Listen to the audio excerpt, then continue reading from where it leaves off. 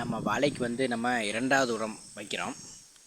ஏற்கனவே நம்ம அடிமரம் பெருக்கிறதுக்காக மருந்துகள் கொஞ்சம் ஸ்ப்ரே பண்ணியிருந்தோம், பார்த்துருப்பீங்க. இப்போ என்னன்னாக்கா நம்ம அடுத்த ஸ்டேஜுக்கு வந்து வாழை வந்துடுச்சு. அதனால் நம்ம என்ன பண்ணுறோம்னா அடுத்த ஸ்டேஜுக்கான சத்துக்களை வந்து நம்ம சரியாக கொடுக்கணும். அதுக்காக நம்ம வந்து கிண்ணம் பறிச்சுட்டு இன்றைக்கி வந்து உரம் வச்சோம். பார்த்துக்கங்க.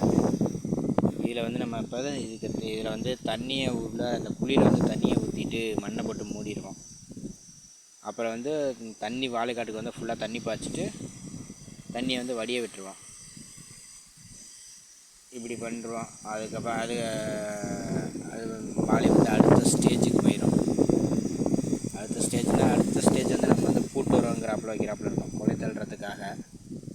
அதுக்கு நம்ம என்னென்ன உரங்கள் வைக்கிறோங்க அதை வந்து நான் உங்களுக்கு ஒரு பட்டியல் கண்டிப்பாக வெளியிடுறேன். இந்த உரத்தில் வந்து வேறு ஏதாவது சேர்க்கணும் அப்படின்னா யாராவது தெரிஞ்ச விவசாயிகள் இருந்தால் கூட நீங்கள் கமெண்ட் பண்ணலாம். நன்றி. நம்ம வந்து வாழைக்கு உரம் வச்சு பொட்டாஸ் வாங்கணும். பொட்டாஸில் பார்த்தீங்கன்னாக்கா யூரியா வந்து யூஸ் பண்ணியிருக்காங்க. ஆனால் இது எப்படின்னா யூரியா 350 ரூபா 400 ரூபா தான் வரும். ஆனால் இந்த பொட்டாஸ்குள்ளே கலந்துட்டா இதோட ரேட்டு வந்து 1300 ஆகி போயிடுது ஒரு கிலோ. இந்த கம்பெனியோட நேம் காட்டுறேன் கையில்,